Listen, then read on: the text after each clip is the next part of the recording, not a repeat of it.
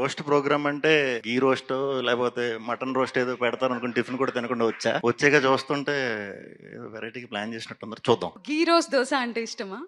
Basic గా సినిమాకి ఒకసారి స్క్రిప్ట్ ఉంటదంట, కానీ మీ సినిమాలో డబ్బింగ్ థియేటర్ లో ఇంకొక స్క్రిప్ట్ మీరే రాస్తారంటే ఏంటి దాని వెనుకున్న కాన్సెప్ట్? బేసిక్ గా నేను ఎగ్జామ్స్ ఎప్పుడు సరిగ్గా రాయలేదు, అలాంటిది స్క్రిప్ట్లు రాయటం అన్ని ఎప్పుడు చేయను. రైటర్లు రాస్తారు, నేను జస్ట్ డబ్బింగ్ లో సర్దుతా అంతే, అటు ఇటు సర్దుతా. సినిమా మొత్తం చదువుతుంటారు. సర్దుతా. అప్పుడప్పుడు మీ ఇంటర్వ్యూస్ చూస్తూ ఉంటాను. Me on screen off screen sense of humour కి కూడా పెద్ద ఫ్యాన్ సార్. ఇప్పుడు ఆవిడతో పాటు నేను ఫ్యానే సార్. కానీ మీరు చాలా షై ఇంట్రోవర్ట్ అని విన్నాను. చూస్తారా సార్ మీరు ఎంత షై? ఒకసారి చూద్దామా?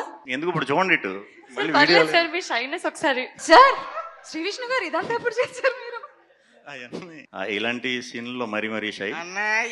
కాకపోతే డైరెక్టర్లు ఏమంటారంటే ఆడియన్స్ కొంచెం రంజింపబడతారని అంటారు. సో వాళ్ళని రంజింపజేయాలి కాబట్టి అప్పుడప్పుడు కొంచెం బౌండరీస్ దాటి బయటకు వచ్చి అలా. ఎన్నిసార్లు ఈ బౌండరీస్ దాటారండి? ఎన్నిసార్లు చెప్తాను సార్లు చేస్తూ ఉంటాను. Comfortable, very freedom. రీటేక్స్ కూడా అవుతుంటే సింగిల్ టేక్ లో అవుతుంటుందా రంజింపబడ్డానికి? రంజింపబడే సీన్స్ కే ఎక్కువ రీటేక్స్ ఉన్నాయి, లేకపోతే అన్ని ఒక టేక్ అంతే, క్లోజ్. మీ సినిమాలు అన్నిటిలో మొత్తం ప్రతిదీ ఆనిముత్యమే, అందులో కొన్ని చూద్దాం అనుకుంటున్నాం. కొత్త స్టాక్ వచ్చింది. This is antique Bhairavapuram booking.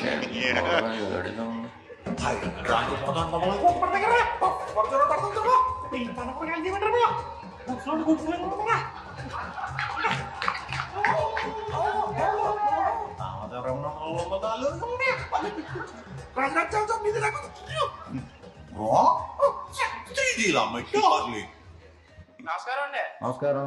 ఏం చేస్తున్నారండి? ఎవరు నువ్వు?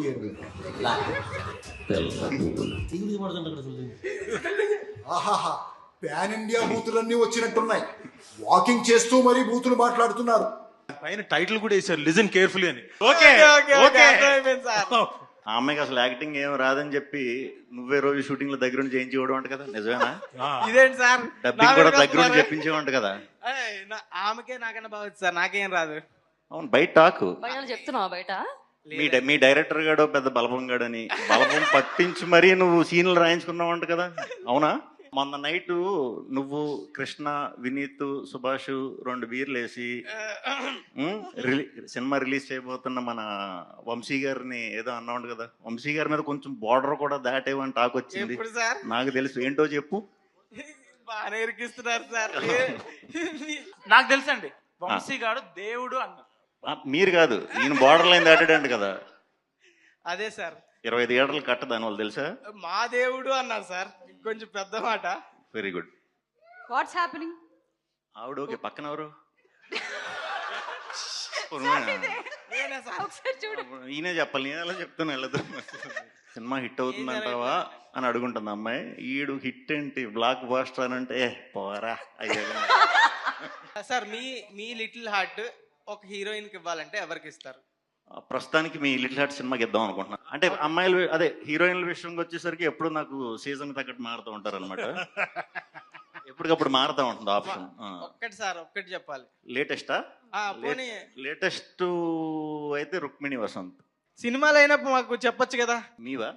కాదు, మీవన్నా. నావి నెక్స్ట్ మృత్యుంజయ. మృత్యుంజయ సూపర్.